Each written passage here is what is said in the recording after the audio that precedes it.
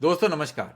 दोस्तों, टेक्नोलॉजी के कॉन्सेप्ट को सिंपल लैंग्वेज में समझाने के लिए मैंने कुछ वीडियोस बनाने का मैंने संकल्प किया है। तो इसी के ऊपर ये मेरा दूसरा वीडियो है, इफेक्टिव एंटीना अपर्चर। अब दोस्तों, पहले मैंने एक वीडियो बनाया था EIRP के ऊपर में, जो मैंने ऑलरेडी अभी अपने चैनल में पोस्ट कर दिया। अब मैं इफेक्टिव एंटीना अपर्चर के ऊपर में एक वीडियो बना रहा हूँ। अब लोग सोचेंगे कि यार ये इफेक्टिव एंटीना अपर्चर होता क्या है, कितना कंफ्यूजिंग है, मेरे को इससे क्या लेना देना यार, मेरे को ये सब फालतू की चीज़ें मत बताओ।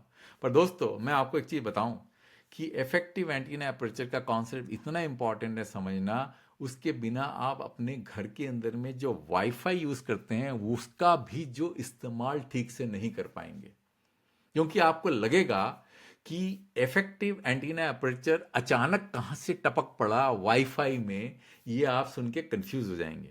अब इसको समझने के लिए मैं आपको एक सिंपल कॉन्सेप्ट बताता हूं जो सब समझते हैं। वो क्या कि अगर आप लो फ्रीक्वेंसी में हैं तो आप दूर तक जाएंगे, है कि नहीं? सबको पता है ये 700 मेगाहर्ट्ज दूर तक जाता है, 2.1 गीगाहर्ट्ज दूर तक नहीं जाता। तो आपके वाईफाई अगर 2.4 में काम कर रहा है दूर तक जाएगा। 5 गीगाहर्ट्ज का वाईफाई दूर तक नहीं जाएगा, है कि नहीं? 6 गीगाहर्ट्ज का वाईफाई दूर तक और भी दूर तक नहीं जाएगा। तो ये ऐसा क्यों होता है? क्योंकि अगर मान लेते हैं आप घर पे बैठे हुए हैं, राउटर आपके पास में है, वाईफाई राउटर, ठीक है, और आप वाईफाई राउटर के लाइन ऑफ साइट में हैं, ठीक है दोस्तों। तो अगर आप 2.4 में हैं और 80 मेगाहर्ट्ज का चैनल यूज कर रहे हैं, आप 2.4 में 80 मेगाहर्ट्ज होता है, और 5.4 में भी 80 मेगाहर्ट्ज यूज कर रहे हैं, नॉट 160 मेगाहर्ट्ज, मान लेते सेम बैंडविड्थ यूज कर रहे हैं, सेम चैनल यूज कर रहे हैं, तो आप देखेंगे कि आपको 2.4 गीगाहर्ट्ज में ज्यादा स्पीड मिलेगी सेम डिस्टेंस के ऊपर।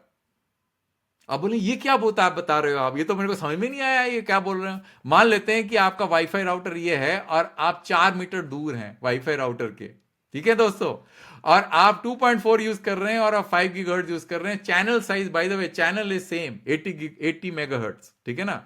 आपको 2.4 में ज्यादा स्पीड मिलेगी 5 गीगाहर्ट्ज से। तो आप सोचेंगे कि ये बकवास क्या हो रहा है। यही है इफेक्टिव एंटीना अपर्चर का कमाल। तो समझे दोस्तों। इन जनरल अगर आप क्लटर में हैं तो नेचुरली जो है 2.4 गीगाहर्ट्ज ज्यादा दूर दूर जाएगा, 5 गीगाहर्ट्ज बैंड दूर तक नहीं जाएगा, क्योंकि क्लटर जो है हाई फ्रीक्वेंसी को ज्यादा इंपैक्ट करता है। पर अगर क्लटर में नहीं है और लाइन ऑफ साइट में है, तब जो है 2.4 गीगाहर्ट्ज बैंड अगर सेम बैंडविड्थ है, आपको ज्यादा स्पीड देगा 5 गीगाहर्ट्ज बैंड पे। यही चीज समझाने के लिए मैं इफेक्टिव एंटीना अपर्चर का कॉन्सेप्ट आपको बताने वाला हूं। दोस्तों, effective antenna aperture is nothing but A virtual entity in the antenna. एक वर्चुअल कॉन्सेप्ट है। वो बताता है कि मान लेते हैं कि आपने कोई पावर फेंका स्पेस में, और मान लीजिए ये रिसीवर है जो पावर को गैदर कर रहा है। वो इफेक्टिव एंटीना अपर्चर का जो मतलब होता है कि कितनी तेजी से, कितना ज्यादा पावर उसने ग्रास कर लिया आपके ट्रांसमीटर से, कितना ज्यादा पावर को ग्रास करने की क्षमता, मतलब पावर इकट्ठा करने की क्षमता को बोला जाता है इफेक्टिव एंटीना अपर्चर। समझे दोस्तों, ये हो गया आपका। तो 2.4 में पावर ग्रास करने की क्षमता ज्यादा है, बल्कि 5 गीगाहर्ट्ज में। कहने का मतलब ये है कि अगर आप एंटीना बनाते हैं और 2.4 में बनाते हैं और साइज उतना ही रखते हैं एंटीना का, तो 2.4 antenna will be more equipped to grasp power from space, from the air, or from RF waves which are emanating towards it, compared to 5 gigahertz band। अब ये क्यों होता है इसको समझते हैं। इसको समझने के लिए दोस्तों, ये मैंने इसको बाद में जाएंगे इस एनिमेशन के ऊपर में, पहले तो हम वेलोसिटी ऑफ लाइट और लेमडा का कॉन्सेप्ट समझ लेते हैं। वो तो आपको पता ही है कि frequency multiplied by lambda is equal to velocity of light. इसलिए लेमडा अगर निकाल, फ्रीक्वेंसी दे रखा है तो आप आसानी से लेमडा निकाल सकते हैं, कोई दिक्कत नहीं है, सबको पता है ये बात। अब हम समझते हैं दोस्तों, ये आपका इफेक्टिव एंटीना अपर्चर क्या होता है और इसका रिलेशनशिप एंटीना गेन से क्या है, ये सॉलिड एंगल जो है इससे क्या है। क्योंकि अगर आपको गेन पता हो, ठीक है ना, आपको पता है एंटीना गेन कैसे निकाला जाता है, मैंने आपको इस वीडियो में समझाया था EIRP का, आप इस वीडियो को देख सकते हैं। तो क्या होता है दोस्तों, अगर आप मैक्सवेल इक्वेशन यूज करेंगे, वो सारे कॉन्सेप्ट यूज करेंगे जो बहुत बहुत कंफ्यूजिंग है, वो मैं बताऊंगा नहीं यहां पे। तो आपको एक इक्वेशन नजर आएगा, वो इस तरह से होगा, इफेक्टिव एंटीना अपर्चर जो मैंने आपको बताया कि power gathering capacity of A receiver, उसको अगर आप मल्टीप्लाई करेंगे सॉलिड एंगल, ये सॉलिड एंगल जो मैंने आपको उस वीडियो में समझाया था, that will become lambda square. अब ये सॉलिड एंगल क्या है? ये सॉलिड एंगल जो है इस कोन का, जो कि एंटीना का बायस है। एंटीना क्या कर रहा है? एंटीना क्या कर रहा है? सिग्नल जो है एक पर्टिकुलर डायरेक्शन में फेंक रहा है। ये रिसीवर है by the way, but reciprocity के कारण, चाहे रिसीवर हो जो ट्रांसमीटर हो, वो रेसिप्रोसिटी के कारण में सेम तरह का बिहेवियर डेमोन्स्ट्रेट करता है। तो ये जो कोन है, ये कोन का जो सॉलिड एंगल है, वो मैंने यहां पे डाला हुआ है। इसको सॉलिड एंगल बोला जाता है क्योंकि रिसीवर का एंटीना का एक गेन है, तभी वो बायस्ड है, वो ओमनी डायरेक्शनल नहीं है, वो एक ही डायरेक्शन। कुत्ते का कान होता है ना, वो खड़ा हो जाता है एक डायरेक्शन में सुनने के लिए, वो रिसीवर एंटीना का गेन है। और वो ये जो सॉलिड एंगल है, पूरा का पूरा स्पीयर का सॉलिड एंगल बताया था आपको 4 पाई, इसका सॉलिड एंगल कितना है वो मैंने यहां मेंशन कर दिया। तो antenna aperture multiply by solid angle is always equal to lambda square. ये गॉस्पेल ट्रूथ है, ठीक है दोस्तों। अब क्या होगा अगर आपको गेन जो है, आप बोलते हैं भाई मेरे इतना गेन है, तो गेन क्या होगा? Gain will be what? That solid angle, जो आपका सॉलिड एंगल है, ये देखिए यहां पे, इधर ये जो सॉलिड एंगल है, this will be what? This, ये क्या होगा? ये कैसे क्या होगा? गेन से इसका क्या रिलेशनशिप है? Gain will be 4 pi divided by this, correct और not? 4 pi is the full solid angle divided by this solid angle will be gain, है कि नहीं? तो इसी को इस इक्वेशन में आपने डाल दिया, तो आपका इफेक्टिव एंटीना अपर्चर क्या हो गया? Gain into lambda square divide by 4 pi, that as simple as that. और कुछ नहीं है इसके अंदर में, ये आसानी से आप लिख सकते हैं इस इक्वेशन को। तो अब हम जो है ये जानने की कोशिश करेंगे कि फ्रीक्वेंसी गेन का क्या हाइपरबोलिक रिलेशनशिप है। तो अब आप देखते हैं, तो पहले तो मैं क्या करता हूं, गेन को कम कर देता हूं।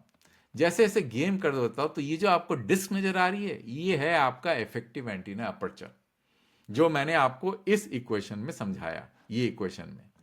तो क्या होता है दोस्तों कि दो वेरिएबल है, एक वेरिएबल क्या है? गेन, और एक वेरिएबल है फ्रीक्वेंसी, जो कि लेमडा से रिलेशनशिप है। तो क्योंकि ये दोनों का जो प्रोडक्ट है, जो मैंने आपको पहले बताया था, ये प्रोडक्ट क्या है? Effective antenna aperture multiplied by solid angle is equal to some constant which is frequency. तो एक हाइपरबोला बनती है यहां पे, ये देखिए हाइपरबोला। तो अगर आप फ्रीक्वेंसी को कांस्टेंट रखेंगे और गेन को चेंज करेंगे, तो आप इस लोकेशन में हैं, तो देखिए कैसे मूव होता है। देखिए आप इस डायरेक्शन में मूव हो रहे हैं। इसका मतलब क्या हो रहा है कि अगर आपका गेन यहां प्लॉट कर रखा है आपने, इफेक्टिव एंटीना अपर्चर यहां प्लॉट कर रखा है, फ्रीक्वेंसी कांस्टेंट है, तो क्या होगा? गेन को आप अगर बढ़ाएंगे तो आपका इफेक्टिव एंटीना अपर्चर बढ़ता जाएगा। दिख रहा है आपको? दिख रहा है ना? क्योंकि आप जैसे जैसे गेन बढ़ाऊंगा, देखिए हाइपरबोला के उस डायरेक्शन में जा रहे हैं। गेन को मैं कम करूंगा तो आपका इफेक्टिव अपर्चर, देखिए कम हो रहा है यहां पे, इफेक्टिव एंटीना अपर्चर कम हो जाएगा, ठीक है ना? तो ये तो हो गया आपका गेन और इफेक्टिव एंटीना अपर्चर का रिलेशनशिप डायरेक्टली।